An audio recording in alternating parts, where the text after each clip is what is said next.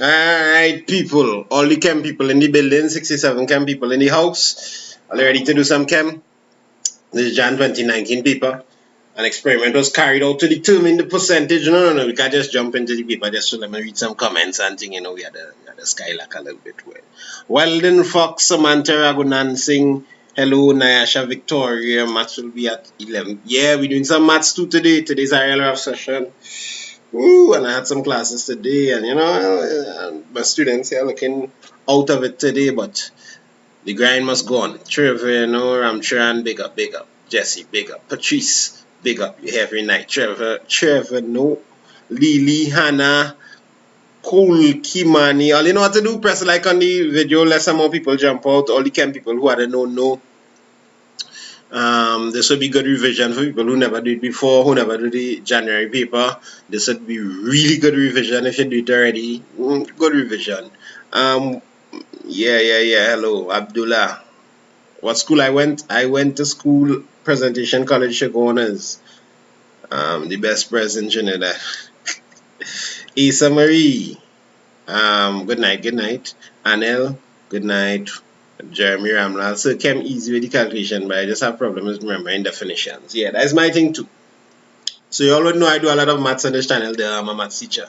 Maths and physics come very, very, very naturally to me. Like I remember most of maths and physics, CSEC, and up to keep in my mind, chemistry, not so much. So chemistry, like the little reagents and those kind of things that just walk out my mind after I learn it. So I'll be using my textbook here to just pull back some of those stuff if anything I forget anything tonight. But the concepts and thing I have it unlocked because I'm a boss now. Alright. Yeah, so are you ready to go? 93 people, yeah, so they do anything. Always help is when they put up any stories, like if anybody is still on Instagram here, if you're studying and you're still on Instagram here, put up some stories and just say, Bab, we're on the live, we're doing chemistry tonight. Help out the channel. People press like, I see it jump up by 20, so guys help. Alright, so you're gonna save this live, right? Yeah, man, we're saving all the lives. So Mr. Hussein does call my parents because I just like in the class. Nah, Mr. Hussein never called my parents, but he never. I wonder if you see the video I do about Mr. Hussein. Ink Bloods, Jamari people coming over from Matt Tutor. Matt Tutor doing something too? Nice. So if you're not doing chem and you're into the maths, Matt Tutor doing some CSEC Maths Tutor, I believe. That's the biggest channel on YouTube for CSEC stuff, I guess. So yeah, you could jump in there if you're in the maths. So what time is for maths? Alright, I start in the maths paper 11 o'clock tonight. Or maybe earlier, depending on how fast we finish the chem. Alright? Maths tutor now finish. Alright, cool. I thought he now start. You know somebody say, people jumping across. Alright, let ramp start for you in. People calling on press people here. If you're ready, put Y in the comments. Let me see if you're ready. Put Y in the comments. Let me just do this here, back like that. Put Y in the comments if you're ready. Yeah. Oh Lord, quite 11 o'clock. Yeah, man. It's had a sacrifice sometimes. So my chem. Or them wise take away that comment, but I was trying to read it. Thanks so much for doing this chem. Yeah. And other, you're welcome. Another. I know I in devastating conditions. Z, somebody put Z. Yes, I am not doing chemistry. Jamari, I don't know what to say about you now. I'm not ready, sir. You're not ready for the chem. Alright, you ready? Let go. An experiment was carried out. It's a little tiny, but the rest of the slides ain't so bad. So, we're doing Jan 2019, right? And once again, somebody sent this paper in my inbox a while ago and it just chilling there and I just pull it out today. And I teach 2 students privately. I didn't do much chem this year. This year I had 2 private students doing chem and I helped them. So I see this paper, I glimpse it when one of they brought it for me to correct. But I will be this is the first time I'm actually doing it, right? So I'll be I'll help me along this, right? Jan 2019 was food. It was food. This paper was food. Let me see. The physics was real food, boy. The physics was like, we did do physics the other day. 25 milliliters of dilute sulfuric acid. Alright, so we started with 5 grams of iron salt and we add 25 milliliters of sulfuric acid. Okay. So we do a little kind of reaction. Seen here, iron, a salt and acid, right? Salt and acid. Then we add some phosphoric acid and 8 drops of indicator were added. Only 10 ml of phosphoric acid. So we have a little dance, a little madness taking place here. Madness. The contents of the flask were mixed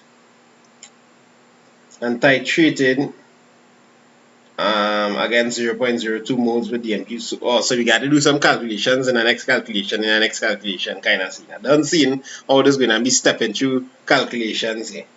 But they're supposed to guide you along. And if I remember, this question was long time. How much parts in this question? A, B, C, D, E, F, G, H, I, J, K, L, M, N, O, P. J, K, L, M, L. They use half the alphabet. They use half the alphabet for this question. Anyway, there you go. So they give us the ionic equation. Thank God we not remember that equation, because I don't remember that equation, but I mean, I need to memorize the equation. Right? Potassium dichromate plus iron 2 plus 14H plus. We have 14H plus. We're going to put dichromate 3 plus. So it was dichromate 7. And now we're going to dichromate 3 plus. Okay. And the iron going to 3 plus 2. Alright, okay. Alright, so you see what's going on there, The iron went from 2 plus to 3 plus, the dichromate went from 7 plus to 3 plus. Okay. Alright, so let me follow through. Show the burette readings of the initial and final volumes of each titration. You see the initial here, you see the final here. What you should take note of is that this is the rough. You don't really deal up with the rough titration thing. It got reduced. CR get reduced and people know the redox business. So the titration thing, we're not dealing up with that. I mean the rough thing now, right? So yeah, but let me I think we had to measure it. What's the next? That's the apparatus that would be necessary. Alright, so go ahead. What's the apparatus we're gonna use here? What apparati would we use for this?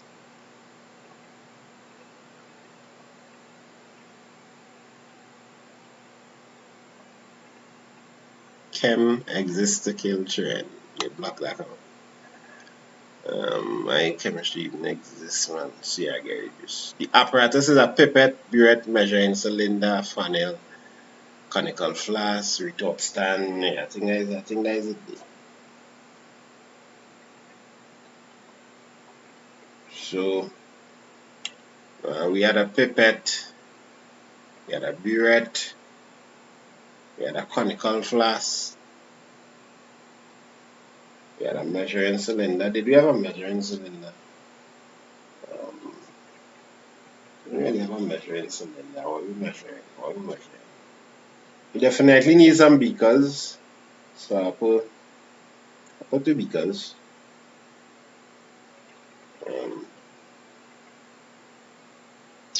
We can need the dropper because we drop something, right? And 8 drops, so we need a dropper. Or let's say dropper. Pipette, funnel, dropper. I don't know why we need a funnel.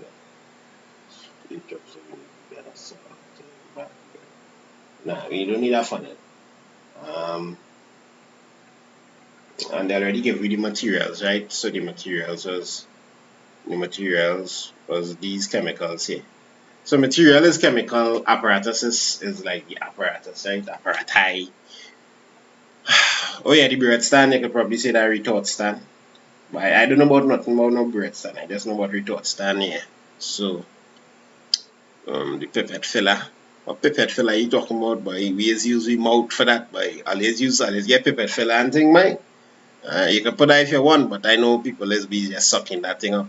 It's concentrated sulfuric acid. No, suck that up. Funnel to fill the burette. Retort stand. Oh, funnel to fill the burette. No man, you point in the beaker just so alright, but funnel. Let me be take. Electronic balance, did we measure something? 10, 25, 5 grams. Well done. I left out that clean. Electronic balance. How much marks is this question going for? 2 marks? Electronic balance. I doubt they'll take away a mark for yeah, but they might take away a mark for electronic balance. Alright, so we are 128 people. What you need a pipette filler? I ain't paying pipette filler. Mo, never again. Nah. Pipette filler.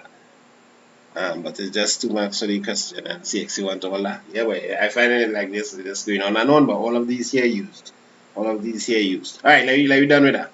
If on the wall a couple pipette filler, me paying that, they can't take your mark for that because in school we just use it mouth. Alright, so final volume, initial volume, just give me the final volume and initial volume of them titrations there, fellas. Well, they give me the right thing, eh? We got the final volume and the initial volume. Chem people, this is so are they supposed to have the paper in front of you and thing? Try not to have the paper with the answers, try and do it for real. John Brown, you're going in, boy, from one life to the next. Yeah, John Brown is a man, do not play. He's John Brown in everybody's life. Right, so this was the initial this was the readings here. We went from 2 to 22. Well, that's not 22, eh? This one is 2. This one looking like 22.5. Well, 21.5, I should say. No. I'm talking sharpness. This is 2. This is coming down from here.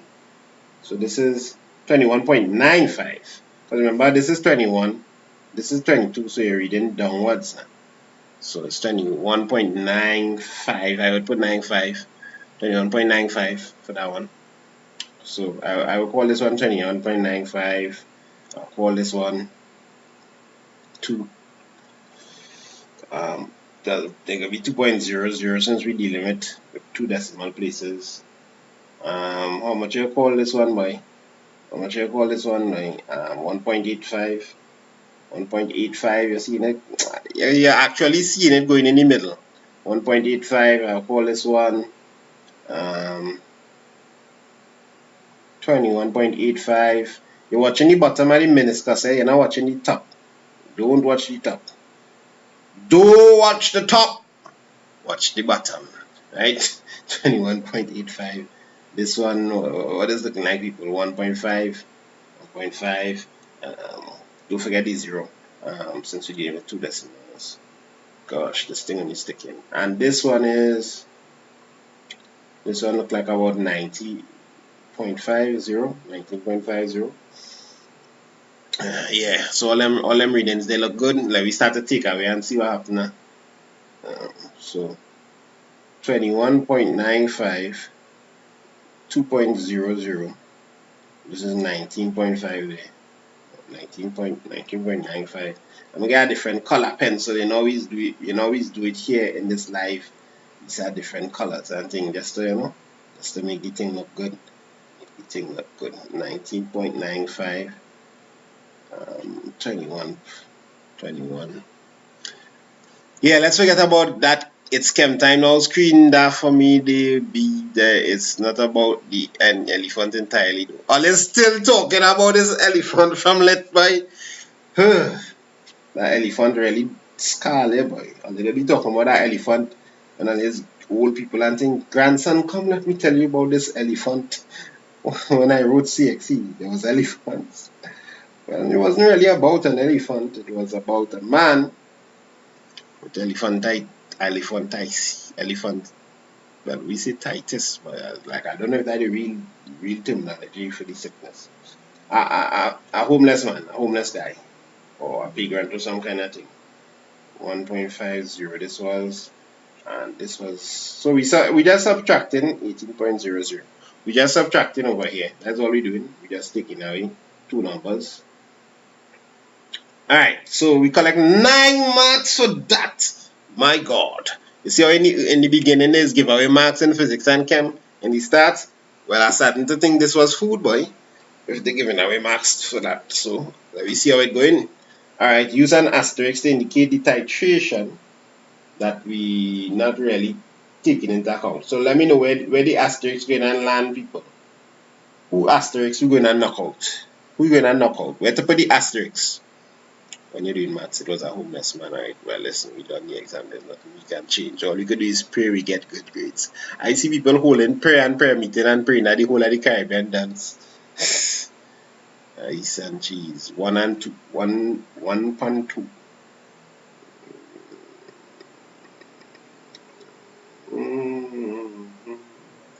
1 and 2. 1 and titration 3. Titration, I mean 3. 1 and 2. 1 and 3. 2 and 3. Please save this. Maths. Knockout 3. 1 and 2. 1 and 2. Rough is trash. Rough is trash. That's correct. Knockout 3. But why are we knocking out 3 though? I like 3.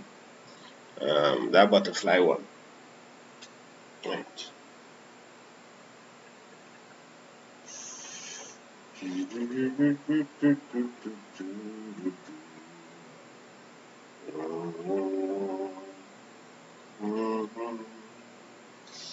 So a little unsure about this one, eh?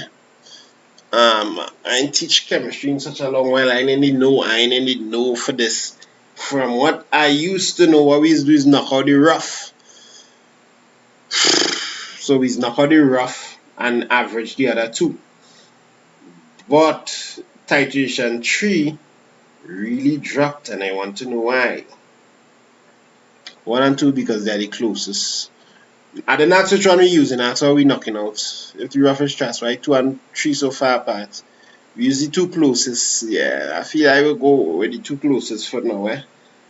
But the rough, boy. Back in my days, what they used to say is knock out the rough and just keep the others. But if you get a bad, we did knock that out too. What we going to knock out, boy? We knocking out 3? We knocking out 3 because 3 looking kind of outy. So I'm gonna knock out 3 for now. Right? Is always by 0.1 difference. Knock out 3, keep 1 and 2. Yeah, we can knock out 3 again. We can knock out 3 because 3 looking kind of outy. Lowest. You're supposed to use an asterisk, not a big line in the middle line. Draw through it like this. I need to double check that with a chem teacher for sure, to make sure. But we're going to knocking out 3 and we're going to just work out the average here now.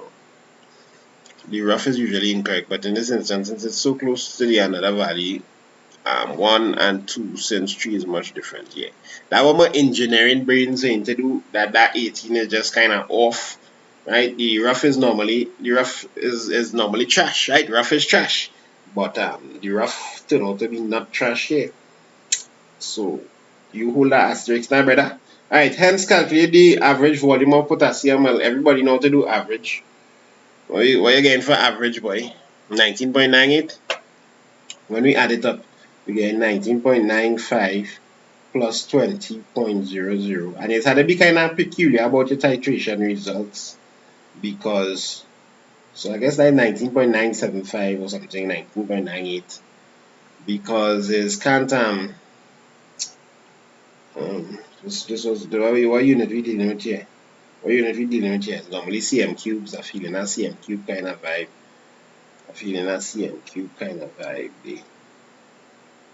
Yum yum yum do do do do do.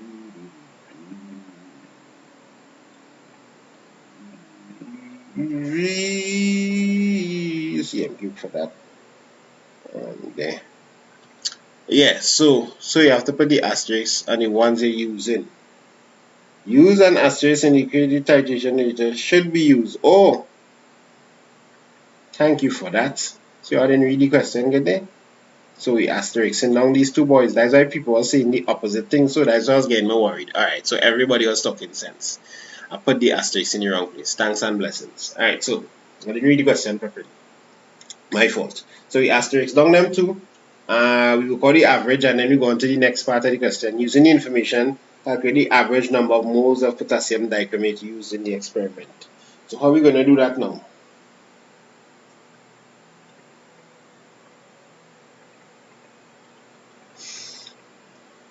What was the we titrating potassium dichromate, right? We titrating potassium dichromate. I've seen some answers here. It marks cm cube in the table. Yeah, so we go in and cm. It's not ml, it's cm cube. Yeah, shows the thing that cm cube weird readings in cm cube. So normally cm cube when you see them 21 and 27 and 25 and thing. So we're going to look at this by. We're going to look at this average number of moles of potassium dichromate used. And I think they give us the moles per dm cube here, concentration in moles per dm cube. So we start off with this. You see 1 dm cube, which is, I need to whip out my special pen here, my finger ain't ready, making this thing happen right now. 1 dm cube, which is equal to 1000 cm cube, which is equal to 0. How much is it? 0.02 moles. 0.020 moles. Not like if the other 0 is the most important thing in the world, but 0.02 moles, right? And all you need to do is kind of backtrack and see how much we have. We had 19.98, so we said 19.98. Okay, so our 19 point, that's not, let me make that a little smaller so you can fit in the people them line. 19.98 cm cube will be how much by? Would be 0.02 divided by 1000 multiplied by 19.98. So it's like you find for one and then you multiply. It's 1 mark. So when you put that in one, wait is a leg. What we getting here, people? 0.02 times 9 divided by 1000. What we getting? We getting 0.39. 0.39. Really? Getting 0.39? Always find for one, quick boss. You're paying attention to this channel. That's the mantra of this channel. I'm a calculator, but you tell me I whip out my special calculator from out of the box here. Out of the box. Out of the box. 0.00039. They say any special thing to thing. Let's see the calculator. Where the calculator boy Bob? Tell me let's see the calculator they know. On what is we doing? We can do it like this. 0.02 over 1. Let me go back up there. We put the multiply by 19.98 one time. 1998. Anybody born in 1998? Wait now, all of you born after 2000. Most of the people watching this video born after 2000. What year are you born in? Put what year are you born in the comments. Let me see what it is really dealing with out here. Why this thing giving me this and why is change this again my if it was my hand cell calculator I would have been able to change this easier. Alright, 3.996 times 10 to the power of 3, so make some zeros. So we 2003, 2003, 2002, 2004, 2024. Oh, you born in the future, brother. 2000, 2003, 2002, 2019, 66666, 2003, 2003. So it's mostly 2002 and 2003 and the rare 2019 BCs and all these other people put in some whack things. So it's 2002, 2003. Let me tell you what I was doing in 2002 and 2003. What I was doing in 2002, 2003, I was in Form 2. Form 2 in 2002. I bet I keep them knowledge to myself, boy. 0, 0. Another 0. 3 zeros. 3, 9. Yeah. And this has to be moles, right? Alright. 3996. 4. We just say 4 now. You see how much 9s are you seeing it? Moles. From the equation given, where can I get this paper from? Better. I really don't know what to tell you now. Somebody send me this paper. So maybe afterwards you jump in my Instagram. But right now my Instagram ram I doesn't be able to answer all the messages. Every day I sit down and answer about 100 messages and I try to answer everyone and just clear it off, but then the next set will just come down. People only want to do one star different thing. Alright. So that's why I try to do everything in live now, so it's cover a wide range of topics. Next question. We can't stay too long. We are real to do tonight. From the equation given on page 4, determine the number of moles of ions that react with 1 mole of dichromate ions. So we go in for the and gone for this now. Or we gone in for this? We gone in for this, people. We gone in for this. What is called this? The equation, the ionic equation. So the ionic equation. Now we gone for that. Let's do this again. Let's take a screenshot again. I think like this. Thing, done, save. People behaving bad in the chat. Let me know if people behaving bad in the chat. Let me know. We gotta discipline them.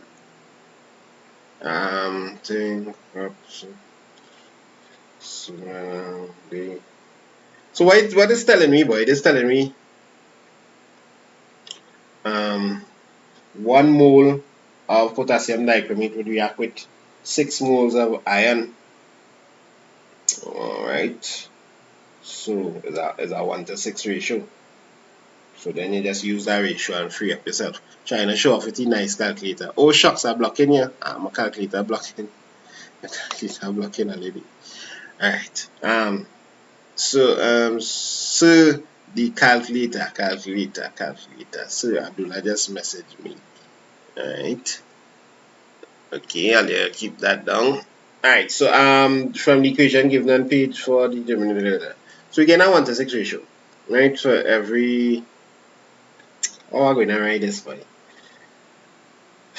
What I know and what I'm trying to find, I'm trying to find how much ions.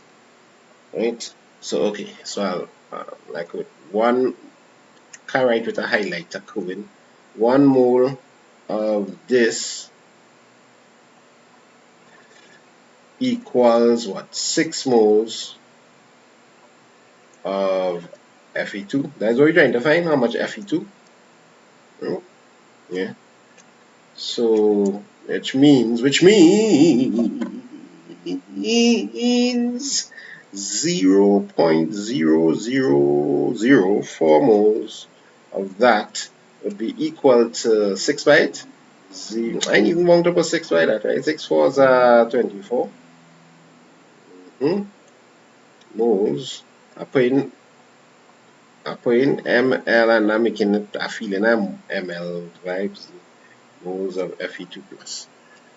Alright, so we get it. So it have a value on you. Hey, Ollie, easy with the insults. Let me keep it serious to some level. Alright, so what next? That was our 1 mark. I find the chinks in on the marks where they start off with that 9 marks and then they start the chinks on the marks. For those who will be back for maths here, when the maths comes to sounding like me whenever I see a chem paper. Alright, so have another stream later. Dog off my brethren. Calculate the number of moles of iron. Well done. I people back with my back. Calculate the number of moles of iron in the iron salt sample. The number of moles of iron in the iron salt sample. What are you really trying to say here? 5 grams of iron salt was placed in the conical flask. This react with that. We titrate, so which means all. So it's the same amount. It's the same amount, right? Because we take all the iron from the sample and make it into the solution, so same amount. So this is just going to be 0. With a pen, come on man. 0. You have a long night ahead on a pen. Can't give up already. 24 moles. feel I need to change the tip, some new tip refills. I got meritless, well done. 0.02 4 moles moles of Fe2 plus would be in the sample, the same amount, right? What's the given mass of iron? Later family thing, yeah, hold it down. I gotta. So everybody understand that? Let me see if some wise in the chat are fine, or they're silent, or let real people talking all kind of different things. I want to make sure who here to pay attention, keeping up and thing. Let me see some wise in the chat if we get up to F, right? Here comes the Y's, here comes the Z's. Y's. No, or somebody say no. Well, if you don't understand, you need to say when you don't understand. Alright, I've seen some spotting of N's. Seen some people saying now we listening. Somebody want to know what's going on with the chem paper this year. Paying attention. People paying attention, but they're typing more than they're paying attention. Right. Some people here for that things. Tripping off. Right. So do that one, please. I lost two. This paper is food. Paper is food for some people, but for some people choking. Right. So let me just touch a quick touch over. We just measured we could always look back over at this. We measure that, we put the apparatus, we take away, we execute this one because we just don't like it. We find the average, then we use that to find the amount of moles. Compare the moles per dm cube now. In every dm cube, which is 1000 cm cube, there's 0.2 moles. So if 19.98 was used, we figure out how much moles. Then we use this equation here, get that 1:6 ratio. Every one potassium, every one dichromate reacting with 6 iron. So we use that ratio here to figure out how many moles of iron was in the sample, which is kind of like cracking the whole puzzle there for titration, right? This means the puzzle crack already, but there may be some back working with something, I don't know. All right, and because the total mass of iron used in the solution was all came from the sample. It means we use all, right? Some people have some very destructive comments. Yes, so qualitative analysis soon, man, soon. Calculate the mass of iron in the iron salt sample. The mass, well, they're just using a little molar. Okay, they actually give it here. So this is 1 mole would be equal to 55.8 grams. So therefore 0.0024 moles would be equal to 55.8 multiplied by 0.0024. So answer they get it. 0.134 grams. 0.1339. How much 9 is that after? We use the 3 significant figures. So do we have to know chemistry in everyday life? I see it have that in my textbook. I don't know. I'm not too sure about that. And it depends on what you're talking about. Which part of chemistry in everyday life? We used to pick one from the syllabus, like cooking or some kind of thing. 134 grams. So you'll need to direct that question straight to your chem teacher. As a man just solving questions right now, but the exact picking on the syllabus, I'm not 100% sure who doing what.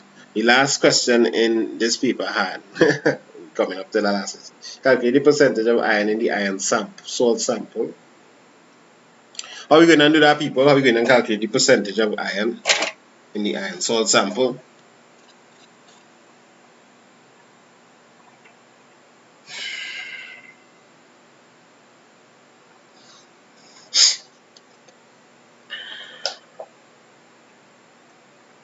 How are we going to do that? Please leak it. Yes. 29.8% iron, right? So the total amount in the sample, I think, was 5. Let's see. Yes, 0.5 actually, 0.5 grams. We get 0.13. So to calculate the percentage, it will be 0.134 divided by 0.5 multiplied by 100, which would be equal to how much percentage are they getting? 26.8%. Finding the total mass. Very good. Very good. Very good. Don't forget to press like on the video. The reaction between iron and dichromate is considered a reduction oxidation reaction. Find the term reduction in terms of electrons. Well, what we used to remember this is the oil rig. Excuse me whilst I take this important call. Hello? Hi, good night.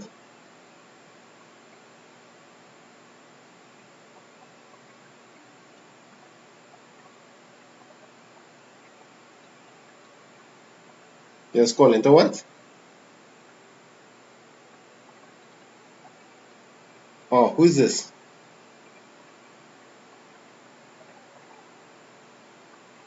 Oh, well, right now I'm live on YouTube now, so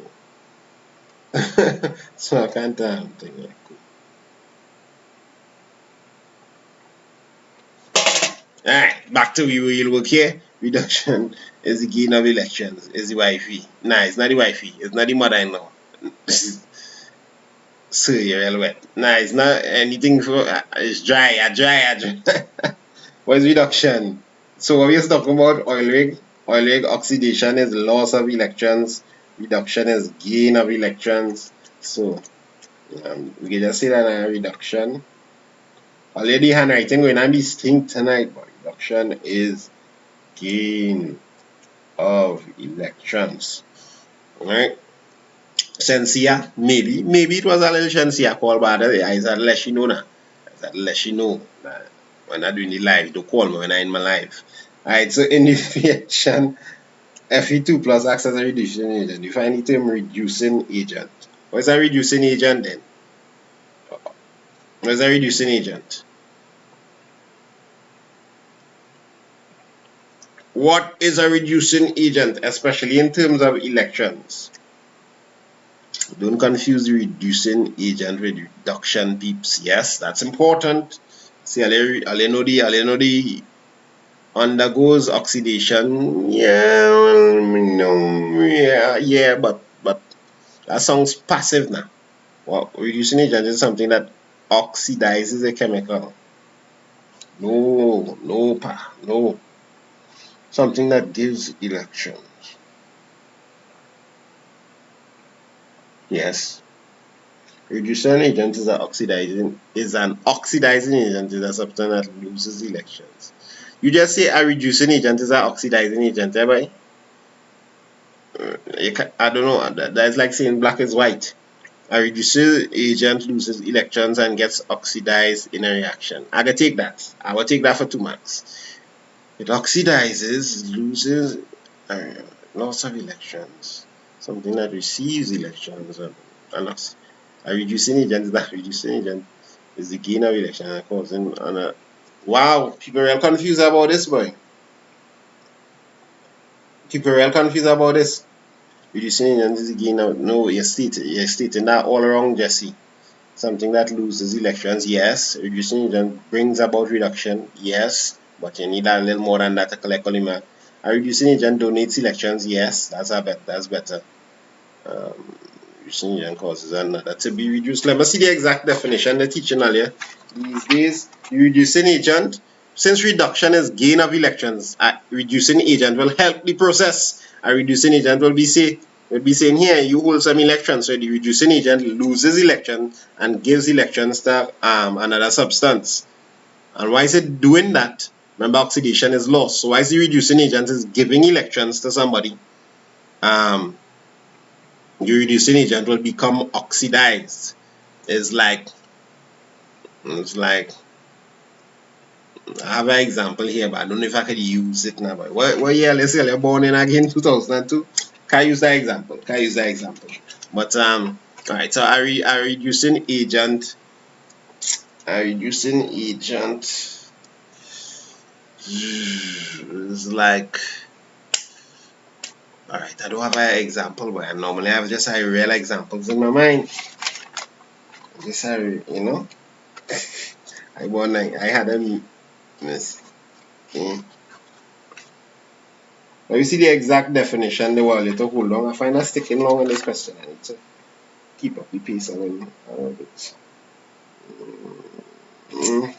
So, but you all understand what I said just now about reducing agent, and reducing agent gives, so it has to do with electrons. Reducing agent causes an element to become reduced. That's true. That's true.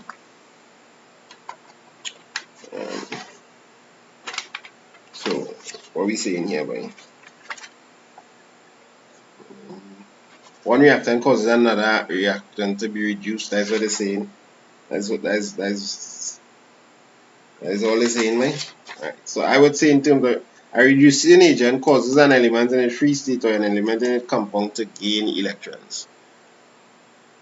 A reducing agent doesn't cause a substance to be oxidized. All you need to stop saying that.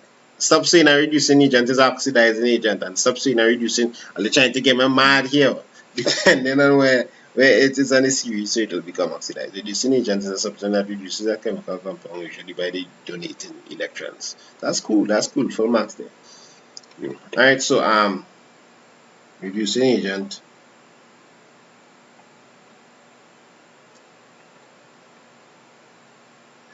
I just can't write tonight with this pen. I need to get my next pen. Agent causes an element. Causes element compound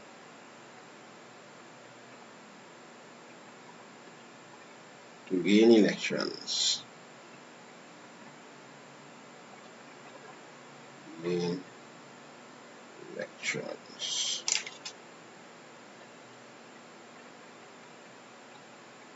So a reducing agent will decrease. Another thing, it will decrease the oxidation. Stop saying that.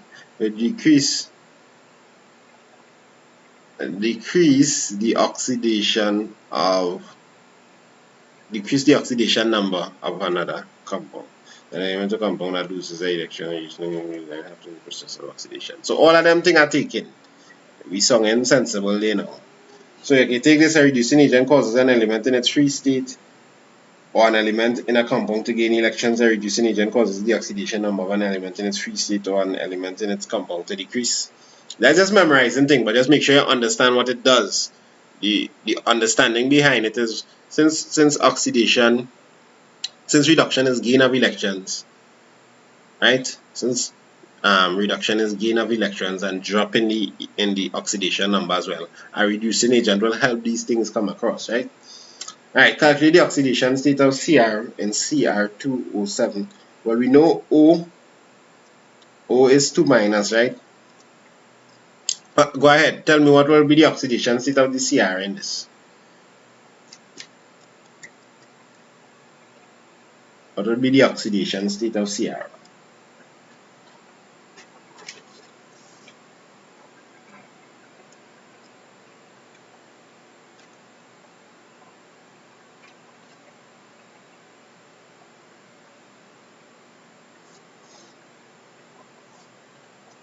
Minus 7, minus 7, minus 7. Right, so yeah. My head blocking? Or my head blocking? My head ain't blocking nothing. Like, come on now, man. So, right. O is 2 minus. How much O's we have? We have 7. So, therefore, we could see 7 O's is equal to what? Negative 14.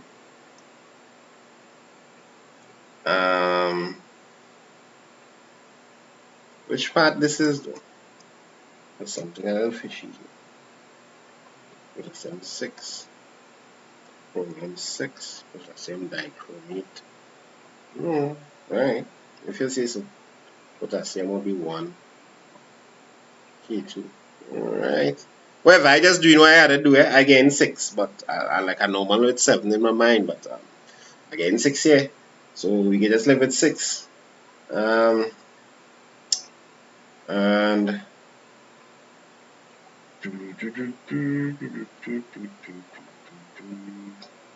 we have 2 minus here because we have two minus coming out here now. So it means that 2 chromium must be equal to negative 12. So chromium must be equal to negative 12 over 2, just negative 6. The oxidation 6. Oxidation state. Not negative 6, sorry, positive 6, right? To balance off. This is not how I custom writing this. This is how I'd be accustomed writing this. And now remember, we used to write this. This would be 7 by negative 2. And you have 2 by something here. It's x, and this must be equal to negative 2, which is the overall. So you have negative 14 is equal to negative 2. You bring that across. You have 12. Remember, we had the 2x here. 2x, so x would be equal to 12 over 2 equal to 6. Positive 6, right? Alright, so yeah, that is the oxidation state. So this is how we normally do it. State 1 precaution that should be taken when carrying out the experiment. What is a precaution? What's a precaution? Hello, guy. Hello, Piku. What's the precaution we taking? Talk to me, people. What precaution we going to take? Precaution can be that when you're taking measurements of volumes from your breathing straight at eye level to avoid parallax error. Everybody love that reading at eye level thing.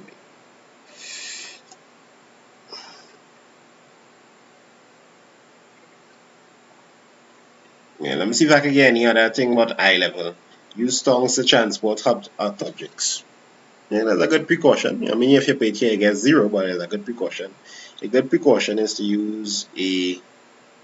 Yes, that's a good precaution as well. Read at eye level to reduce parallax error around safety methods. Eye level, wear goggles, ads, let's get me vex. And they get ads, read at eye level to avoid. Hello, nobody saying any other thing here. I see people say goggles. We doing anything here that should involve goggles? Yeah, you could use goggles, I guess. Precautions. There's a safety precaution more than anything. This is safety precaution. Yeah, when we're in the mass of the eye, make sure that the scale starts at 0. So that's the next precaution there. Ensure the burette is washed with potassium. That's the precaution I'm looking for. To ensure that the burette is washed with potassium dichromate so that the concentration of the solution can be maintained. You see that one? That's a real sweet one. Also, when you're using the burette, you have to pour it sideways. So really remember doing that? Pouring the liquid inside is in the burette. I mean, I do that back in 2002 when I was now touching down on planet Earth. I was doing this with my burette back, and I was like, pouring in the burette there. Ensure your mouth is clean when sucking the pipette. I see that message. Alright, so yeah, when you're pouring it in, you just have to lean the burette to make sure that you don't make no bubbles now. Tap to remove the bubbles, and you just pour sideways to remove the bubbles. So we have this that was listed, right? So we talk about once the different things you could use there. Alright, define the term diffusion. This in your textbook. But what is diffusion? What is diffusion, people? Biology people should know diffusion as well. That's just a definition that is teach you so much, like even now it's just ponging in my head. What's the definition of diffusion? Movement of particles from high concentration to low concentration. Well done. Now we also say one more thing. Particles from high concentration until equilibrium, right? So Kabir is the first to say it. Until an equilibrium is achieved. That's the little, the little finishing statement for it. So diffusion will continue until an equilibrium is achieved. Alright, so let me move on. Explain how the diffusion of the scent of the curry supports the particular. Yeah, I didn't even read the question and I just see diffusion. So Jamelia is in the room studying and smells the scent of curry chicken, or chicken curry, coming from her mom's cooking in the kitchen area. She thinks to herself, diffusion at work. Imagine you smelling chicken, and then you see chicken curry, yes, curry chicken, and you When you smell the curry chicken, the first thing you think is diffusion at work. No. Alright, so the first thing you think is curry chicken. Let me get some for the roti. Explain how the diffusion of the scent of the curry supports the particulate theory of matter. Well, diffusion is one of the evidences for particulate theory of matter, right? Let me see if anybody's saying that. No, everybody's stick on the curry and the chicken. So is that Brownian motion particle bumping into each other, eventually spreading to some effect? But Brownian motion is not this. For it to be labeled Brownian motion, you must be able to see the particles, right? Brownian motion is the visible movement of larger, small particles, but larger particles, right? Like smoke particles or pollen grains and things. Haphazard movement of those kind of particles. Right, so ding ding bang bang bang. But how this so the particle must travel to, nobody gave me the answer. Nobody gave me the answer yet. How this explaining particulate theory? Diffusion is movement of gas.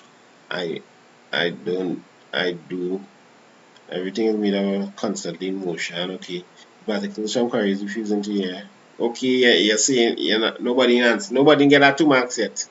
No one got the 2 marks yet. Particles say that. Sure. Yes, but the kinetic energy in the particles cause them to disperse and it'll move on to something here, right? So yeah, that's what we're doing. Yeah, we're doing maths later, like in about an hour. We're doing maths in about an hour. Because particles are always in motion, diffusion is evident. So people just stating like you're stating the obvious. It's like asking to say why this is black and you're saying because it is black. The particles are in constant random motion, so the particles move from it's in constant random motion. So the particles in the air, due to kinetic energy, would cause the curry particles to diffuse, so that the particles move from the kitchen to the room in constant random motion. So it interacts with the curry particles and cause that to move and diffuse towards you, constant random motion. So the key things you want to hit them with here is constant random motion. You want to talk about the kinetic energy. You want to talk about I would use interacting with the curry particles, the particles in the air, and then you say going from lower to higher concentration. Let me see what it is the teaching on this right now. So yeah, Brownian motion and diffusion are 2 examples that we can use to support the particulate theory of matter.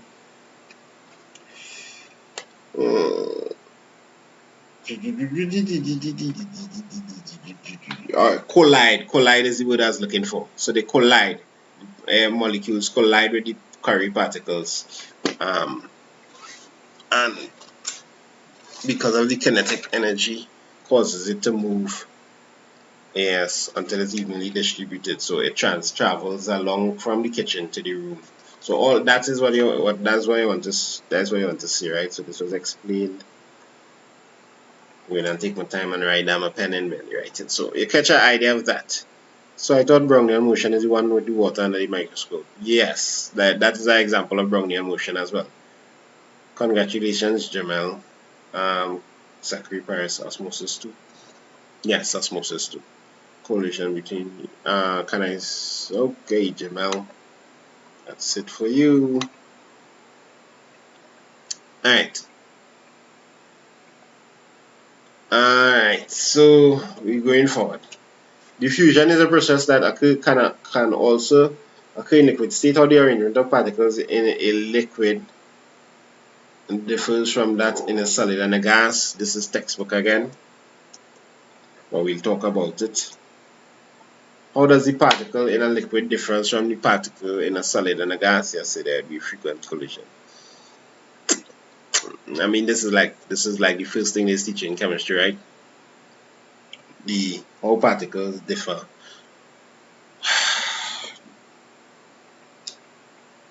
Fairly weak.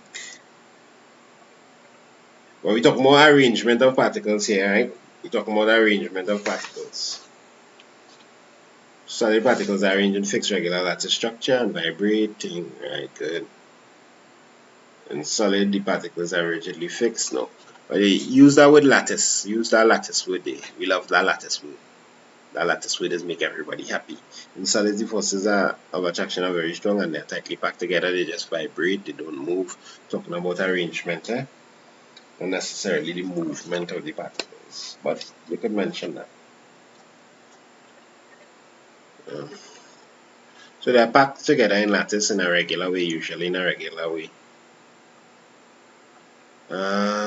Solids uniformly arranged, packed closely together, right? And compare that to a liquid and a gas now. See how they arrange. Oh, so we studying, we going from a point of view of liquid, and we comparing the liquid. We're showing that how liquid differs from a solid to a gas. So how is particles arranged in a liquid? Liquid experience cohesion and stuck together loosely and are able to move around, but not very good. Very good. So everybody answering nice and good there. So we not get with this one, but we wasn't so hot up with this So make sure you go back and check this, because this is like a key. What you need to use osmosis, diffusion, Brownian motion, and show how it explains the particular theory. And I show already the pointers, the keywords when I hit there. So I think we have this down, because this is straight out of form 1, straight out of form 2.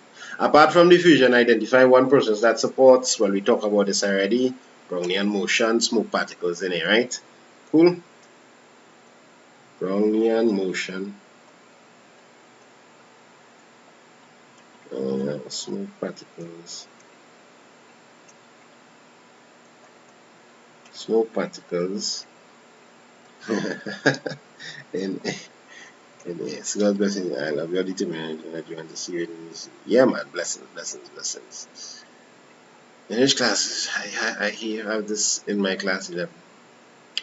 In class, you study this. We studied this straight through secondary. I could answer him like time and thing. Jamilia's mom showed her that in order to cook with the curry, she first had to mix the curry powder with water. Oh, so you're going into mixtures now. You're pulling in mixtures into the dance. So, curry powder and water, is this a suspension or a colloid? Is it a suspension or a colloid? And they give you a big hint here. They say Jamelia observed that the mixture resembled a chalk and water mixture she had seen in class. So suspension, not colloid. But the colloid is the finest. The finest of them all is colloids. Let me just verify. No, sorry. Solution, obviously. But I mean in other than solution, right?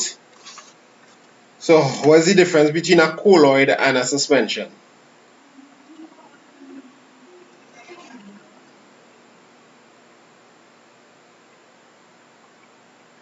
What is the difference between a suspension and a colloid?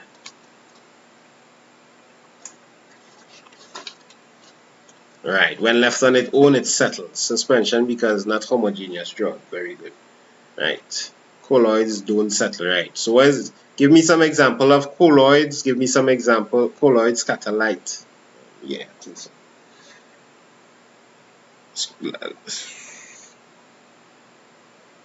Colloid. Example of a colloid is like the what they say by mayonnaise, starch, glue, paint, them kind of thing. Yeah, milk. Right. Colloid will scatter light. The suspension scatter light. Colloid will stop light from going through. Colloid will stop light from going through. Yeah, mayonnaise, milk, Vaseline. Vaseline is a colloid. First time I hear about that one. Smoke in air is not a colloid. Fog or aerosol. Fog, aerosol, I think. No, Shemaya. Let me just stick with the milk and the what's the next thing? Mayonnaise. Let me stick with that now. Mayonnaise and milk for colloids. Yeah, we have some different type of colloids. Oh, so they went in depth in this. Let me let me just list out this. You have some different type. I probably need to do this in a lessons video itself. But you have the gel colloids, you have the emulsion colloids, you have the foam, you have the solid aerosol and the liquid aerosol. So smoke, solid particles. Oh yeah, smoke is a colloid. I was wrong. So smoke is a colloid. Smoke doesn't settle. Okay. That's when they're feeling sleepy or toothpaste, salad dressing, right? So there's lots of examples you could use for colloids, and give me some examples for suspensions. Some examples for suspensions. So smoke is a colloid. Interesting.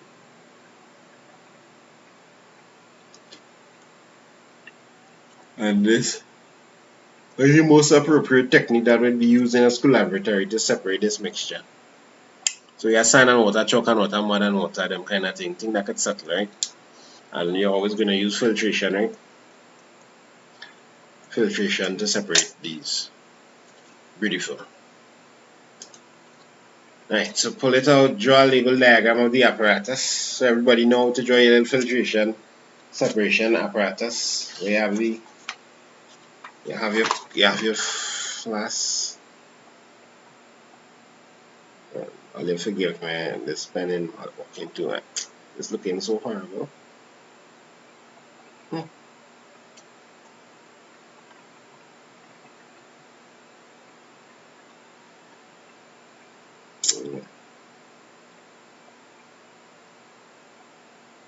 I be carry.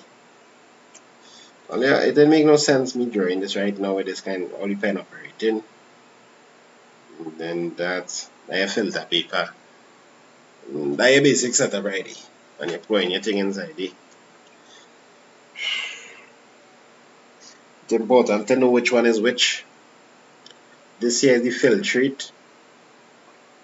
This here or left behind. What we call what left behind? What we call what left behind in the filter paper. So you get a 1 in R2 and is a beaker, not beaker. When it's CSEC, we call that the residue.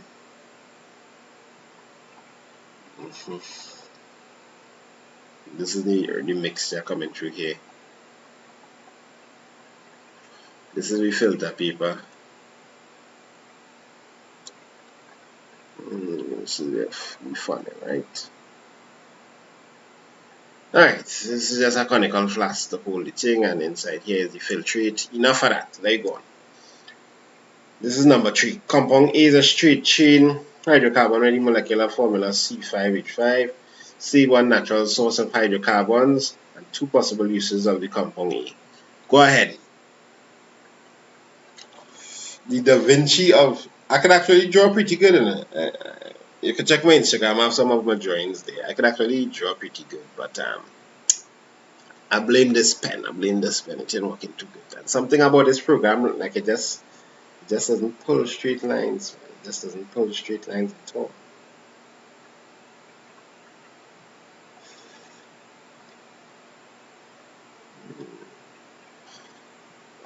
Crude oil, petroleum, fossils, fuel, natural gas, petroleum. Right, so we had a down lock. And what's the uses?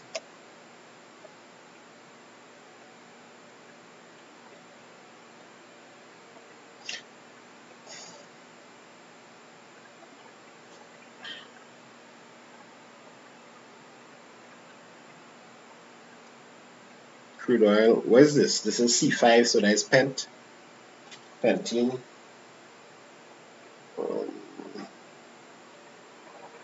Fuel. Some kind of fuel. I think fuel might be too vague here. I mean, everybody knows a fuel. Might have to be a little more specific. What we use pentene. Used as a solvent. Yeah, that would be better.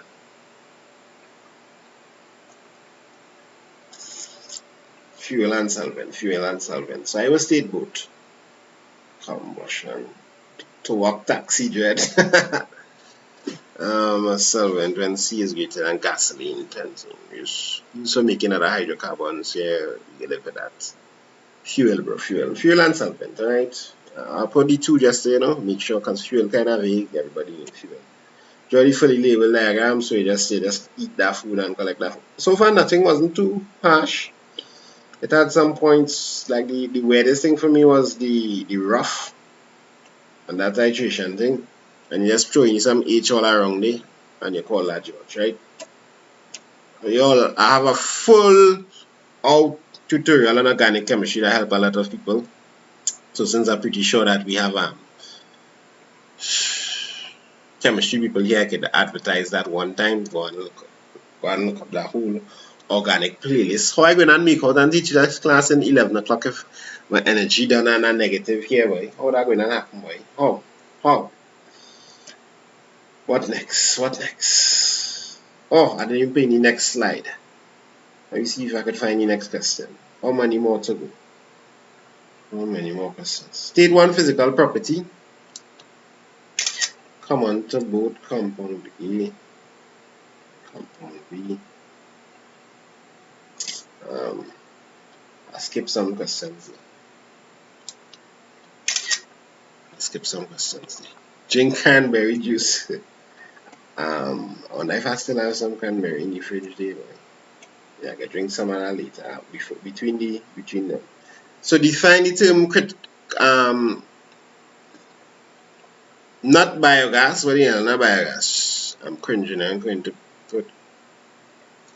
Okay then.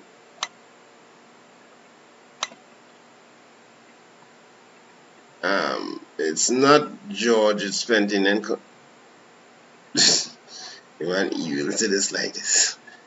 Yeah. So define the term catalytic cracking. No, it always have it. Always had trolls and thing. Yeah, I don't know how to deal with them people. Don't let them distract you. Alright, so define the term catalytic cracking. What is catalytic cracking?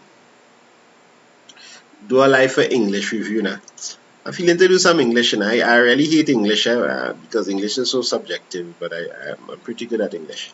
Catalytic cracking is the breaking down of long chains of hydrocarbon into shorter chains. And catalytic cracking, you need to use a catalyst, right? With the presence of a catalyst. So Bradley Sergio say the best catalytic cracking is decomposition of useless. No, don't say useless. Just say large. Don't say useless. Or say less useful large hydrocarbon molecules into more useful smaller hydrocarbon molecules with the presence of a catalyst. Well done. That's good. So all of y'all who was describing it but didn't add in using heat and a catalyst, or you just say within the presence of a catalyst, you would have lost some marks there, boy. See the importance of catalytic cracking in the petroleum refineries. Why is catalytic cracking important? Why is catalytic cracking important? Use as fuel and no, just see why it's important. To get smaller molecules that are more useful and a higher demand. Very good. One important use is to decrease pollution. That's not true. You get that wrong. Don't gain a marks if you say to decrease pollution. I don't think so. What that person said, and to get smaller molecules that are more useful and in higher demand is the answer. You all with me? To get smaller molecules that are more useful and in higher demand. All the typing so fast and true, boy. Using a catalyst at a lower temperature than thermal to break down large. No, say the importance of catalytic. That's a good point. They say catalytic, the importance of catalytic cracking. So, all I would say, although I would add in that the use of a catalyst allows you to not have to use very high temperatures as well now. So even though you're using it to obtain more useful compounds that are in higher demand, you'd explain that catalyst lower the amount of energy we need to spend. Another hydrocarbon, let's take a snap of this. We coming down to the end of the chem here. The chem not that bad, man. The chem kinda breezing. Didn't add much calculations. I find a lot of the things were straight out of the textbook. So you have another hydrocarbon here. I don't know if you're all seeing what they're saying. Another hydrocarbon compound B with the formula C5H10 can be converted to compound A in a simple one step. Now you see C5H10. So what that's telling me, boy? That's telling me that the presence of a double bond. Well, it's sensing that double bond there, boy. 1, 2, 3, 4, 5, 6, 7, 8, 9, 10. So that's how you look. This one is an alkene. So how we change alkenes to alkanes? How do we change an alkene like this to an alkene? So you draw this, you draw compound B, and then state one physical property common to both. Let's get this question down first. What's a physical property that's common between alkanes and alkenes? A physical property, eh? What's a physical property common to both compound A and compound B?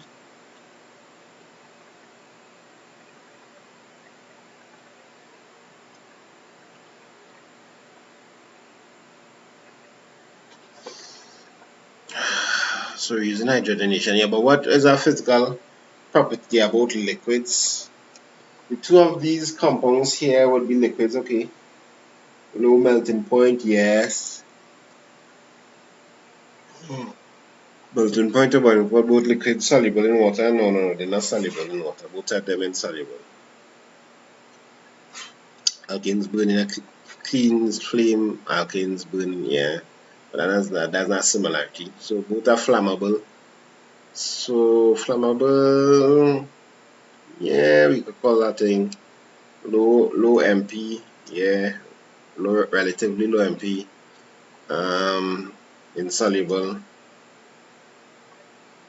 in water. Both of them should be insoluble in water. You could call that just both liquids.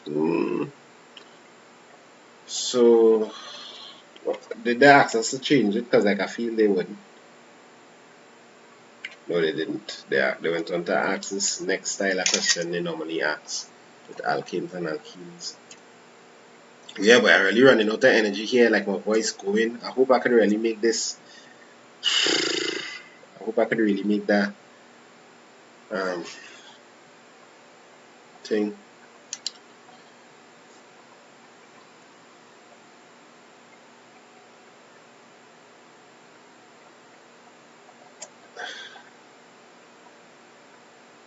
While you're quarreling about MP before, boy, who didn't know what MP meant?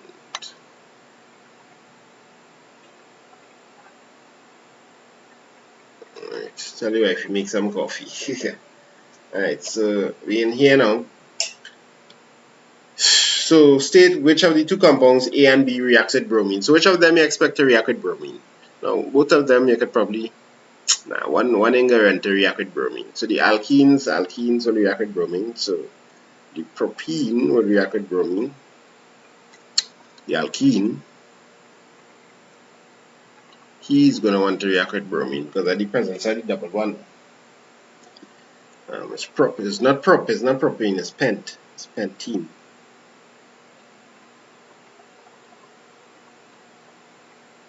It's pentent, 1, 2, 3, 4, 5. Yeah. Or we could just say compound B.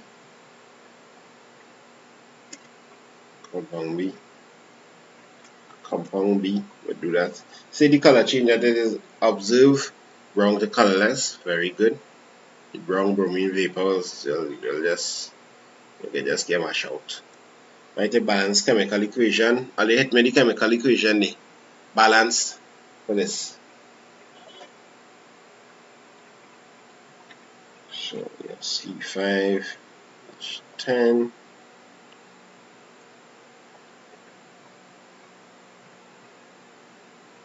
liquid plus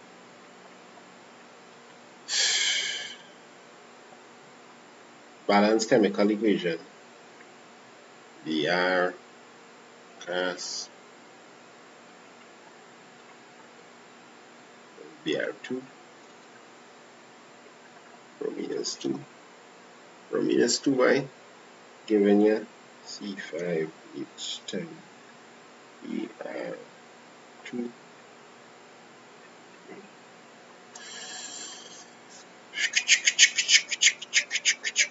That go work.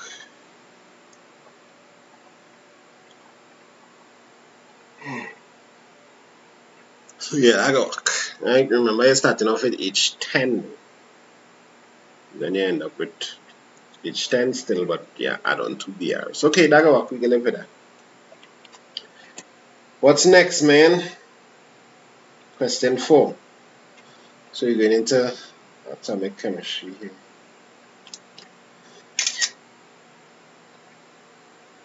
How do you find the chem paper going so far? Rate it out of 10.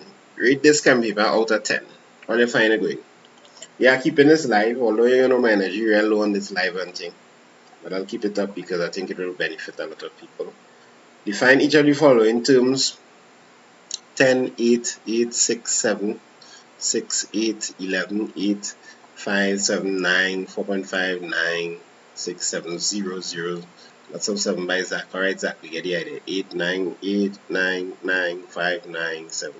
So most people kind of rating this paper on the higher end so far. Somebody said the last question is a really hard question. So we'll see when we reach the last question. So this is textbook and we're not going to waste time on this. What is atomic number and what is mass number? I mean, if you don't know that right now, you're some cocktail. You don't know what's that. So just put the definition for atomic number is number of protons in an atom. We live in with that. Mass number. Right? It's not always equal to the number of electrons, right? Unless the atom is in its natural state and neutral state. But that last question, easy. Number of protons. So the mass number is what? So this is free match. 2 free, 1 free match, 2 free match. Let me look at the next question. Why it's on the right? Where's the mass number there? Sodium is a metal with atomic. Right there. No free mass. No free mass in this periodicity here. Protons and neutrons, right? Beautiful. So the mass number is the number of protons, number of neutrons. So to draw sodium,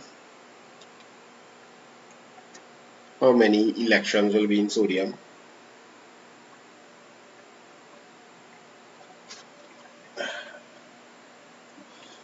How many electrons will we have in sodium? Mass number is the number of protons in electron, 10 out of 10. 10 out of 10 out of 10. So we have sodium, you put your protons here, you put your neutrons here. Start off with that. So we have 11 and 2. This is the kind of diagram I expected to draw for CXC when you reach in Cape. They'll tell you all of this is a lie.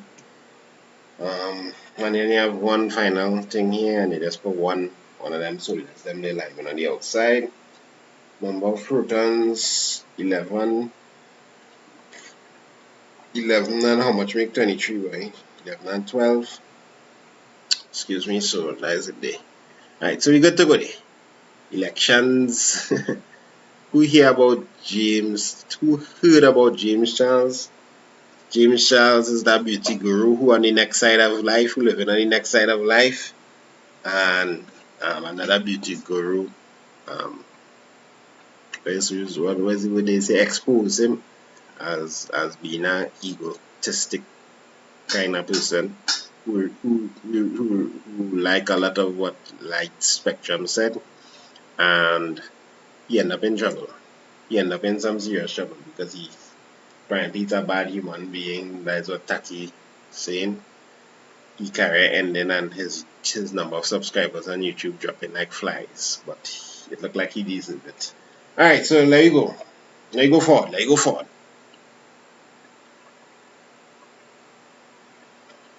Happy project. Yeah, of course happy. He's a man does keep up with everything, and I know everything that running, especially like on YouTube and in the world and thing, and in popular culture. Politics is my thing. World politics and world culture. I'm a hacker of culture. I keep up with culture. Yep, so I keep up with music to some extent and stuff like that. State the period to which the element sodium belongs in the periodic table. Great is the PNF. The number of I like him. I like him. Yo, lock off James. I'm glad he get kicked out of Met Gala. All kind of thing happening to that man because he not any fact of his preferences in life. He just seems to not be a nice person. Steady period, right? So we have period 3. Describe the type of bonding in sodium metal. What type of bonding is that? Well, obviously, it's metallic bonding, right? Everybody should get that. But to describe metallic bonding, let me see if somebody could describe metallic bonding in this period. Is in third period there because after you're clearly seeing 1 ring, 2 ring, 3 rings there. Describe metallic bonding. Oh, somebody did describe it up there. Sodium metal has a lattice structure and this would participate in metallic bonding since the metallic bonding is lattice of positive icons.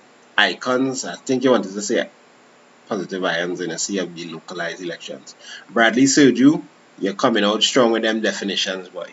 So, I'll check Bradley Sergio definition here and get through. Or just check a textbook. A group of cations held together by a sea of electrons. Electrostatic attraction between metal cations and a sea of free-flowing electrons. Yes. So, delocalized electrons, sea of electrons, all them things there except in CSEC. Alright, let's go on to the next one here. So a lot of textbook stuff. I didn't really do much calculation since the first question. We have about less than a third to go again. Our next definition question again. They want us to define what is electrolysis. So go ahead and define electrolysis, people. What is electrolysis? Sodium chloride. What is the definition for electrolysis? We have 155 viewers here for chem. I think that was a little more than how much we had for what we was doing last time, physics. Like more people in the chem than physics, so chem just harder than physics. So right now we're defining electrolysis. Electrolysis is the chemical decomposition or breakdown of a compound due to the passage of perfect carbureting. Well done. Electrolysis is the process where chemical change occurs when electric current passes through an electrolyte and breaks it down. We're taking that too. Electrolysis is the process by which an ionic compound in a molten or aqueous state that is broken down. We're taking that as well. So I guess you all could combine there because I like the fact that he said molten and aqueous state because that's normally the condition for electrolysis to occur. You can't go and try and do electrolysis on a pen just so kind of hard, right? So decomposition, and obviously you're keeping that decomposition within your definition, right? All of those definitions there should work for those 2 marks. So this is textbook. You just need to memorize off a heap of definitions as well. And that's why chemistry, I rate chemistry and geography and maths as the 3 longest syllabus in the whole of CXE. Just lengthy. How much things you need to learn now. It's a lot. Maths is the most by far. But since you're always getting taught maths, it's not that bad. Alright, so let's biology. Right, the half equations, some more stuff again. Alright, this is interesting. So this is reach back into some actual hard stuff here. Go ahead with this. What's the half equations that's going to happen at the anode and the cathode? Now, remember this solution is brine, right? It has some conditions. If it concentrated or if it dilute, different things is happening. So since it's brine, something strange will happen at the anode and cathode. Go ahead. So say the half equations that's going to occur at the anode. Half equation are going to occur at the anode and half equation at the cathode. When you're writing it, state which one is which. So the chlorine, aqueous, take away 2 electrons, we get chlorine gas. So we get chlorine gas at the anode, right?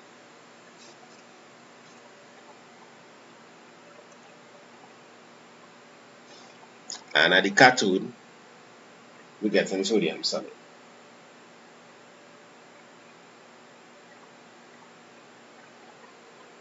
At the cathode we get in sodium. Let me just double check that. It's been a while. So again, sodium at the cathode too.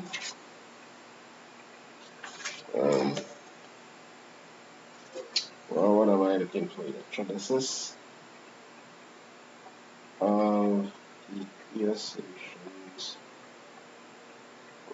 Somewhere around there. Cathode. So the cathode is either hydrogen or sodium, and I'm leaning towards the hydrogen right now. I need to double check this.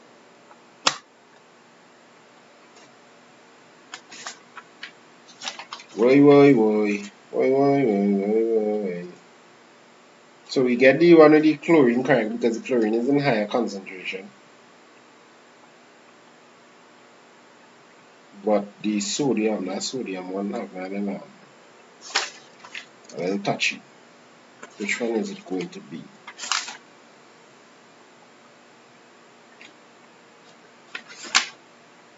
Although I might need to come back to that one. If I was teaching chem right through this year, I would have had in my mind one time.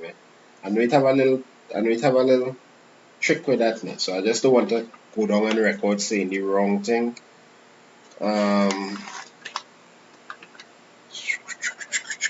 My teacher continuously subtracting the electrons in the equation. I know she wrong. You have to change the equation to keep it positive just so.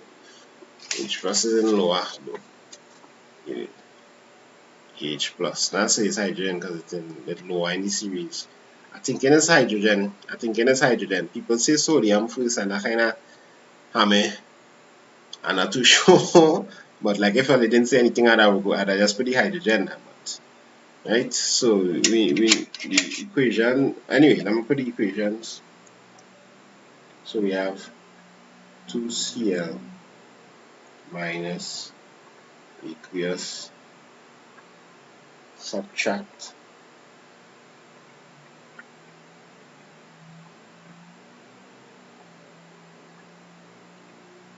2 electrons to give us Cl2 gas. We have to subtract the electrons here. Light spectrum, so since it's bright, it means that chlorine comes out instead of UH here, right? This is in higher concentration than the OH. So this one sure, this one lock. That one lock and seal. This one we might need to double check this one. 2H plus 2E minus. Yeah. Now H plus is a happy guy. H plus is he happy to come off all the time. Right? So he just lower in the series. So this lower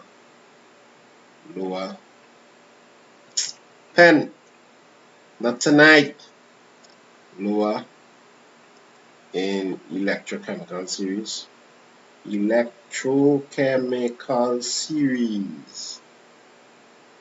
Oh yeah, just look at how that looking. It's looking beautiful. I love that handwriting. Looking good, right? I'll just like that right there. So what is that to do is like write all the different things. Anyhow, you know at the anode we have the negative things attracted to the anode. At the cathode you have the positive things attracted to the cathode. Wait, so where's the problem? This is the part. So I feel like I need to do like my planning chem is to do let's see how I do the organic to come and do certain pieces just like that and explain it out and do diagrams and make it look all pretty and things so you can stick in people. Halogen is charge full semi concentrate. Yes, that's what we say. 10 out of 10 handwriting. Don't know. Alright, let me move on. Let me done. It's 10:36. We had to try and wrap up in time so I can catch myself back to do that. Next thing now. What question come next, man? Skip a page or something like that. So the next question is about homologous series. Oh yes. Next question is about homologous series. What's the definition of a homologous series? What is a homologous series? Homologous series. No, and this have nothing to do with James Charles. What is a homologous series? Organic acids. So you had a paper in front of you by Deeks, and I'm ranking soon. You go in Hillview. Yeah, because I remember me. Ding, bam, boom, bam, bang. So yes, this is an acid because it's in the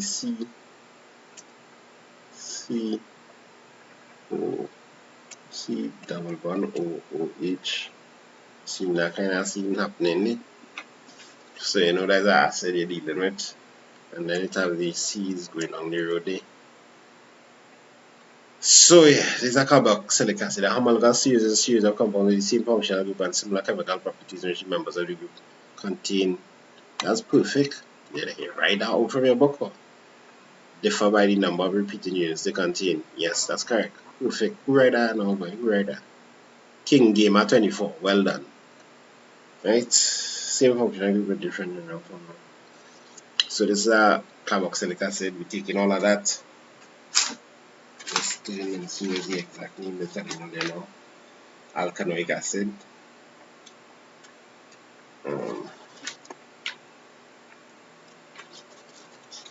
Contains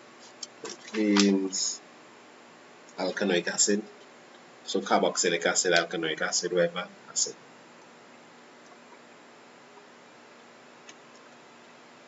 Next question. Draw the fully. So you need to draw a diagram.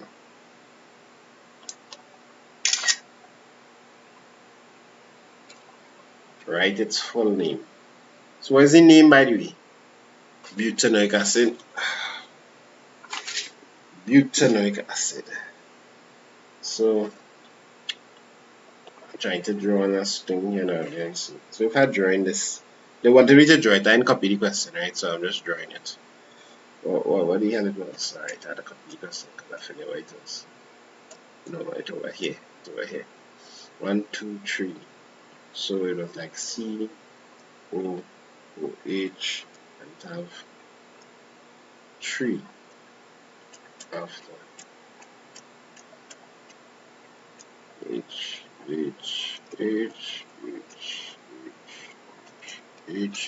Maybe people carboxylic acid instead of alkanoic acid. I'm not too sure. I just accustomed with alkanoic acid, but carboxylic acid should mean the same thing as well. So why did you put that in for the first part of the question? I just accustomed with alkanoic acid. But carboxylic acid is the next nameplate. Carboxylic acid is the next nameplate. Alkanoic acid is another name. Same thing. Potato. 2 hydrogens missing. 1, 2, 3, H. 1, 2, 3, 4, 5, 6, 7, 8. 2 hydrogens missing. 1, 2, 3, 4, 5, 6, 7, 8. No hydrogen missing. Different name, same meaning. Chicken curry chicken. Don't know. CSEC wants us to say carboxylic acid now. You sure about that? You sure about that? Because I'm not sure about that. Alright. If you're ready to say carboxylic acid, say that. What the hell? But you can check the syllabus to make sure. Yeah. So everything looking good there. And are we already see this? That this is butanoic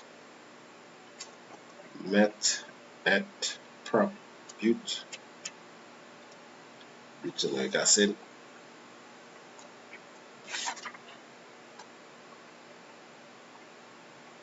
Yeah. We good to go there. So they're butanoic acid. So you just count up them carbons and see how much you already have. I think we done the we nearly done. Let me see. What's the hard question, boy? We have a little more to go again, people. We have a little more to go again. Hey, not so much.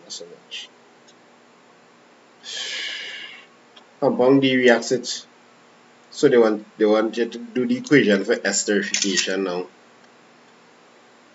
equation for esterification. Because the same compound D reacts with ethanol to form a sweet smelling compound ena. So y'all go ahead and write the new equation that happening there. What's the new equation that we'll put? Compound D reacts with ethanol to form sweet smelling compound E. Write a balance equation. Well, so alcohol plus acid equal ester, but write the balance equation. Write the balance equation.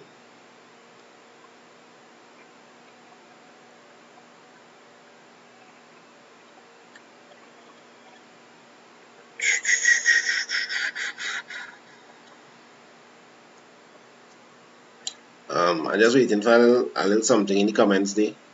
Anybody? I know it's a lot of C and H's and things to type up. It could be a little scene.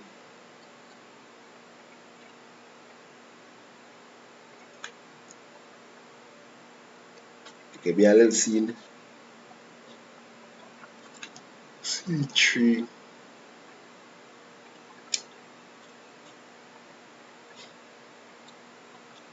Eight, 7. H plus C2H5 H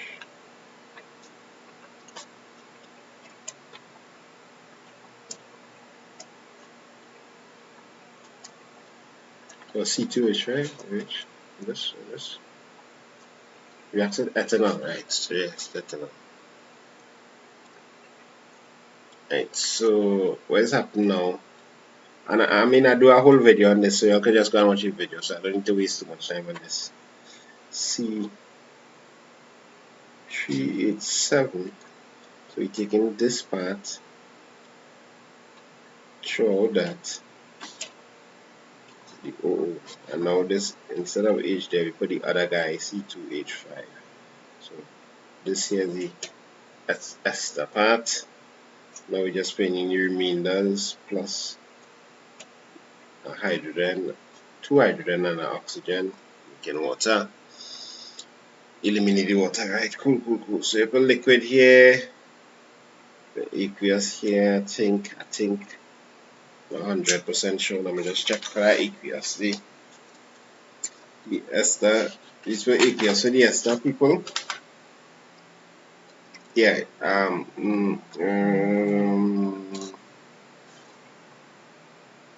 I think we put liquid for the ester. Put liquid here, and the rest of them we get hit them are aqueous. And then my pen just not having it tonight. I don't know what's going on. Whew. Alright, so yeah. Well done, Japa boy. Well done, my brother. You pull out that equation. Yeah, well. So whew. Next up, what's the next question? We have to do a test or something. So just the conditions. What's the conditions for esterification? Say the type of reaction that occurs between compound D and ethanol. So there's some textbook things now. The hard part in the question done, so they're just going to ask it to see how much you revise and how much you memorize. A lot of chemistry just pure memorization. That's why when I did the videos for organic chemistry, people were grateful for that because it just helped you to memorize it faster. Right? Concentrated sulfuric acid and reflux, everybody know. Well, not everybody, but people have it. And say the type of reaction. What type of reaction is it? Esterification. And H2SO4.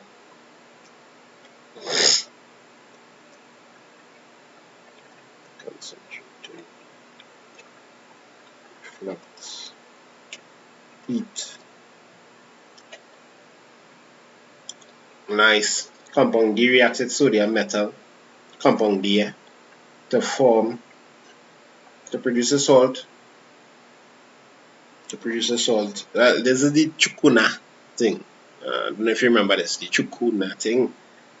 That's sodium ethanoate. Sodium ethanoate, right?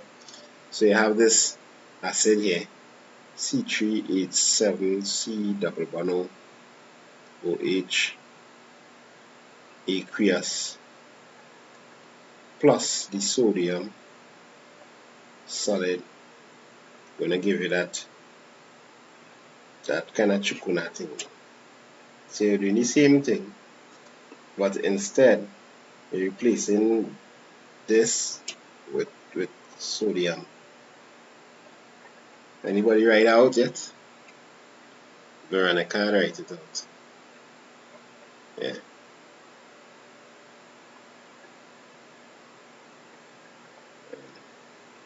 Yes. Um,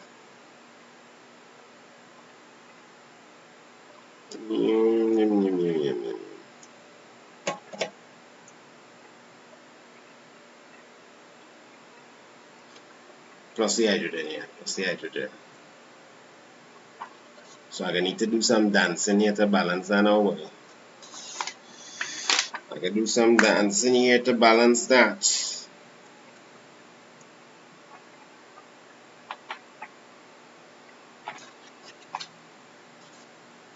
Don't forget the hydrogen. I can't type so fast, you'll be like, it's been test. Well, they ask for that next. Describe one test you'd use. The lighted splint, or the lighted splint with the pop song. You need to state the test and state what you're looking for. State whether the salt form will be soluble in water, given a reason for your answer. Will the salt form be soluble in water?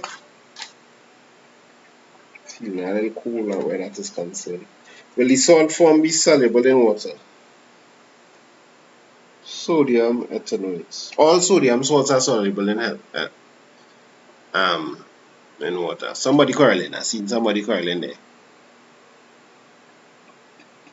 All sodium salts are soluble. So yeah, so it's soluble. So let me just snap it for those who watching and don't have the paper. This is what we're talking about here. This is what we're talking about here. This is what we're talking about here. This here is what you're talking about. So you write your balance equation, you describe one test. Could you use pop song, and then you state with salt, whether the salt soluble, all sodium salts are soluble, so we're safe. I think we coming to the end there, people. I think we coming to the end. Carbon is, we reached the last question, I think. Strictly inorganic chemistry here now. Carbon is found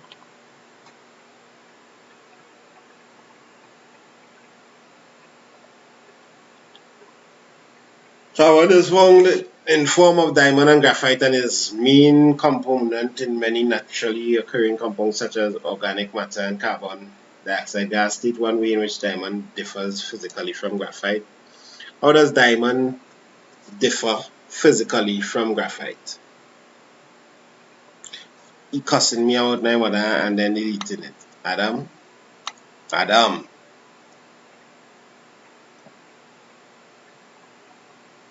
Adam, will you behave now? Don't let matter.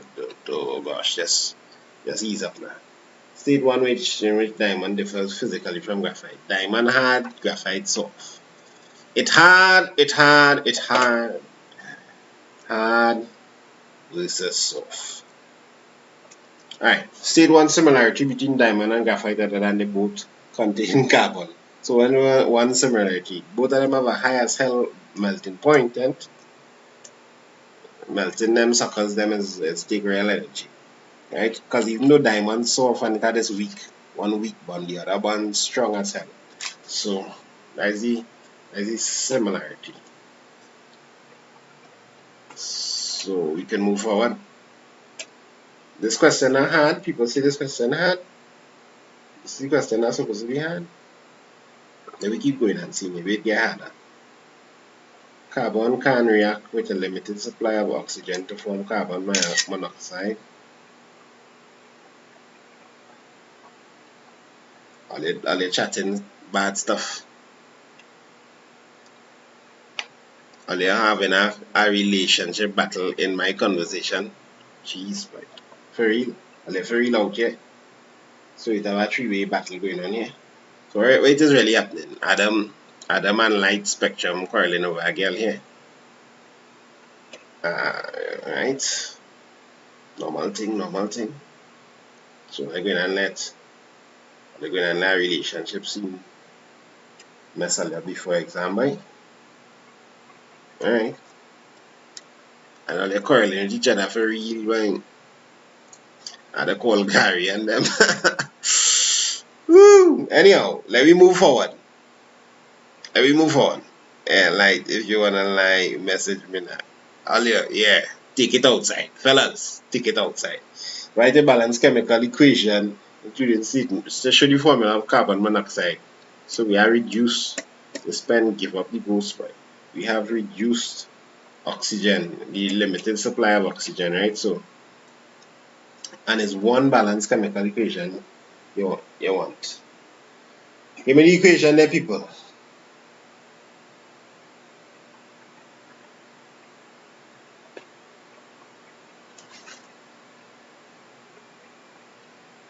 Carbon dioxide reduction.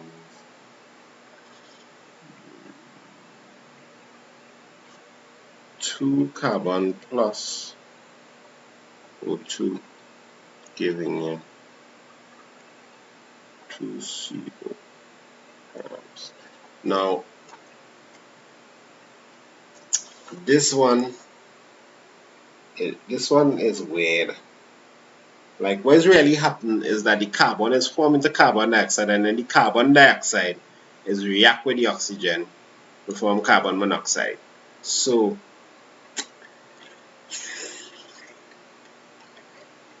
and a 200 about this equation now, boy.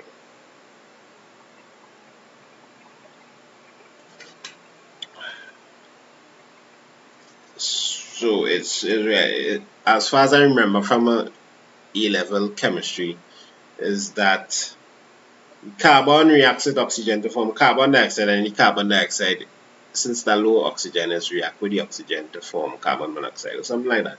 Something like that is how the mechanisms go. But we can live with this for now. Alright, state 2 effects of carbon monoxide inhalation on the human body. What's the one of the effects? I see people train out the effects already.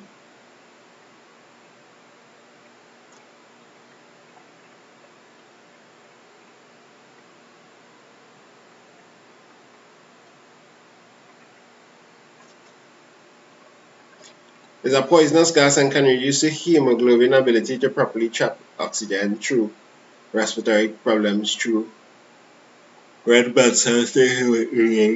So what's happening is carbon monoxide is be more thirsty for hemoglobin than normal oxygen. That kill you. Shortness of breath. That the amount of time when I type that in the chat, YouTube might flag this video. Alright, so 2 effects of carbon monoxide inhalation. It reduces the ability of the body, the hemoglobin, your red blood cells to carry oxygen. So yes, it forms carboxyhemoglobin instead of oxyhemoglobin, which is be a problem now. I mean, enough oxygen coming to your cells. Asphyxia, not asphyxia, but lack of oxygen, death of cells. Causes less, it gets you stronger, yes. When you breathe carbon monoxide, it does get strong. Go by the Calmafol and just breathe it. Get strong. Don't do that, don't do that. Don't say, that was a joke. That was a bad joke. Next thing people say, so killing people out here. Alright, so shortness of breath, carbon monoxide called shortness of breath. So you on in and have a maths live in 4 minutes. I now studying that day, how I going to do this maths live in 4 minutes? And that's a brand new paper tree that I didn't do. I never even do it before. Say 2 effects of carbon monoxide inhalation on the body. So we talk about that. I guess we have enough things. We have enough things on this secret research just to say the textbook. I think this is the second to last snap maybe I may have to do. Jamal wants to prepare a sample, collect a sample of carbon dioxide in gas using calcium carbonate. So this last piece, I just leave in this last piece to tell you to like yourself with Jamal wants to prepare and collect a sample of carbon dioxide gas in the laboratory. I think it depends. It depends. Jamal wants, I'll take a survey on my Instagram to see how much people up and think if I can skip out doing that live and maybe do it tomorrow or some kind of thing. Jamal wants to prepare and collect a sample of carbon dioxide because I had to go and pick somebody up right now. Then I had to drop my sister in the airport 5 o'clock or 6 o'clock or some kind of thing. So 4 o'clock in the morning. I had to go back across and get some barbecue and thing. All kind of thing. Write a balanced chemical equation including state symbols for the laboratory preparation of carbon dioxide gas from calcium carbonate. Nobody teaches accounts on YouTube, but let's stop saying that. Adapt tuition busting up the throat right now on accounts. And don't worry, next year most likely I will learn accounts and do it for CXC just to help out people. Although when I was watching Adapt do it, I was like, damn, that looking like a lot. I'm not sure I want to learn all of that. And if you trust her, then where is your information in the chat? Well, it's still quarreling about this girl, boy. So do some English and bio. English. Let's see how I talk, but actually my English skills is very good though. But we'll see. We'll talk about the English. And bio, I love but bio is not normally a highly wanted subject for people to do. How all your bio going? How all your bio and English going? And English is right around the corner too, so if I'm doing it, I'll do it quick. Alright, adaptation in this answer. Write a balanced chemical equation including state symbols for the laboratory preparation of carbon dioxide gas from calcium carbonate. What is the equation? Nobody gave me the equation yet. If you gave me it, I didn't see it.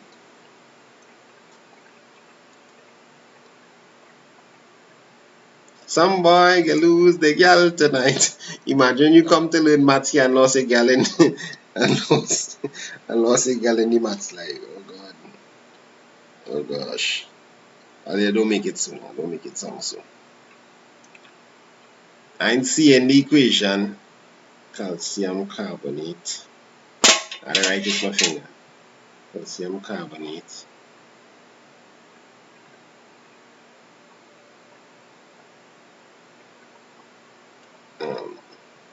Carbon dioxide. It is a decomposition. And calcium carbonate, calcium oxide, something so. And you just paint your state symbols and things. So please, I remember you didn't make judgment kind of looking at Victor and Kim is like to study Kim and he attacking me, so I don't know to call the police. I'm only 16. Adam, where you really getting on it, boy?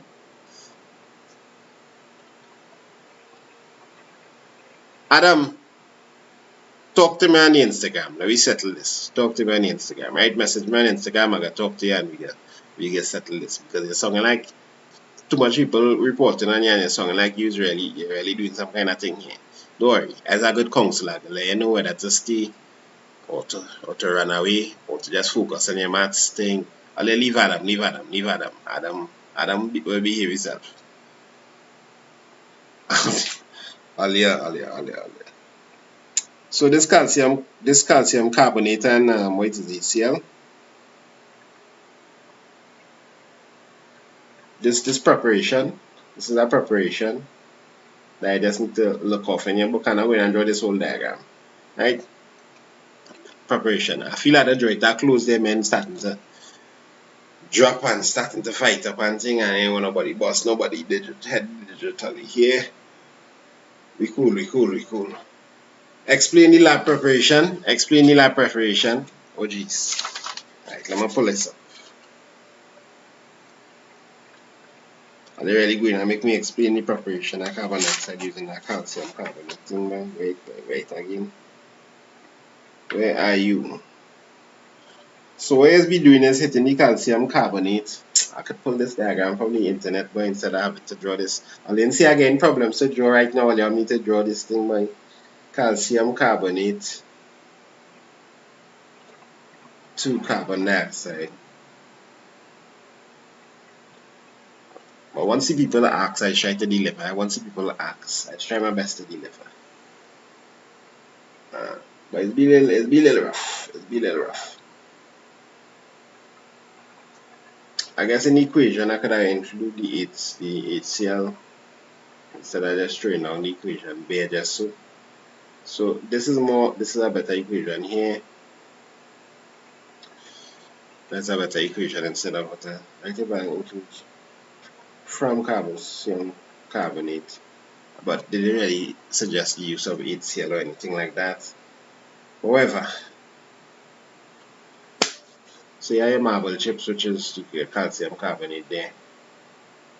It's just the reaction occurring. The only thing is that you're collecting it. You're collecting it in an upward delivery because calcium carbonate. I forget the reason. What's the reason again? You can't collect it without.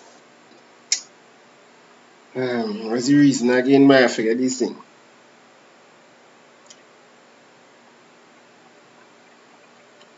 One, it could be collected through bubbling through water because it doesn't need to dry.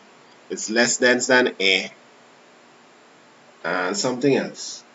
If you dry gases, you can identify through concentrated sulfuric acid to dry it. But if you don't need to dry it, you can just collect it through bubbling through the water there like that, right? So something like that is the reason. It's lighter on the rise first, but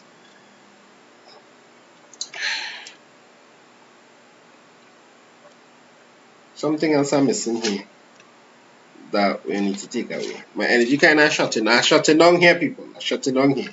My brain like it's saying, nah, boy, nah. You could talk all you want, but we good. You need to just review this chapter on the preparation of gases, as I said, and make sure you can draw the diagram, draw it a couple of times. Some collected with downward delivery and some collected with upward delivery.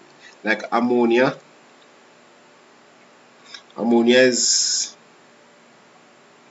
collected like this because the ammonia is less dense than air, but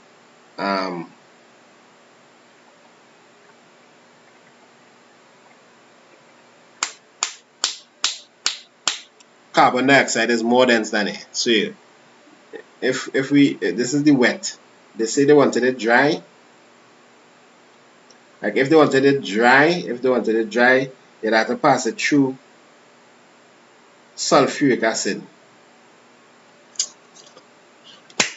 Check it in your textbook, people. I really gaining value right now here with this level of teaching. I need to go and eat and thing and catch back myself for this maths. But check it in your textbook. Like if you wanted it dry, you need to go through high sulfuric acid, then you would collect the carbon dioxide like this.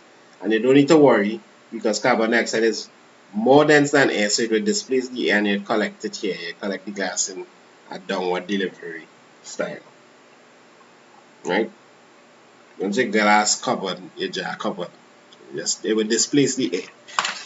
But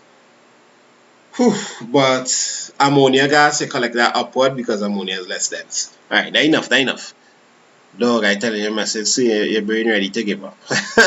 So read my comment. Queen Spring, I remember the gate was bubbling and you Maxi. I don't want to like because you're talking wrong. I don't want to remember that boy. You have mentality of boom. Hey, I need to close off this chat before men start to call police on each other and thing. All the best people, thanks for joining. All in all, I think this is a paper that even if you forget a little bit of the theory, you could have still crack a little nice pass. Even if you forget some of the theory, you could have still passed this paper. Look out for me in the next 10 minutes. If you don't see me in the next 10 minutes, it's because I just couldn't make it. I don't go and pick up somebody right now and thing. Only hold it down. It was the best. All the best in your exams are coming up. I hope we can get no more elephant scenarios. I hope POA is really nice for you all. Remember to subscribe to my boy Adaptation. I'm a brethren. Adaptation. AD, especially if you're doing business subjects, but he's do maths thing too. Adaptation on YouTube. Look that up. He's going to do some more lives tomorrow on POA. When you tell him you could log into him, you could shout him out and shout out my channel too to anybody who there. He wouldn't mind that. If he lies enough, what I think all you need to do, boy, or all you need to study and make sure you pass some exams. Yeah, thanks for the like. Going. I go and sleep. Bless up thing. Yeah. If you're still here, press like on the video. Before you go, press like on the video. Let's have a next question. Somebody just say have a next question. I done close off the paper already, you know. You're lying? It really had a next question? What was the next question? To me, after I done that preparation, I saying that. State one use of. Oh, I just had a 1 mark. You get me frightened, neighbor. State one use of carbon dioxide as it relates to the beverage industry. Oh my gosh. What is that? What is that? 1 mark. Carbonated beverages, right? A little press like on the man live.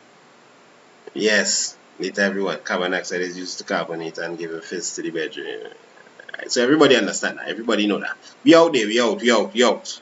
Carbonation. Bing, bam, boom. I haven't even seen my end stream button. Adam, talk to me. What going on, buddy? Buddy,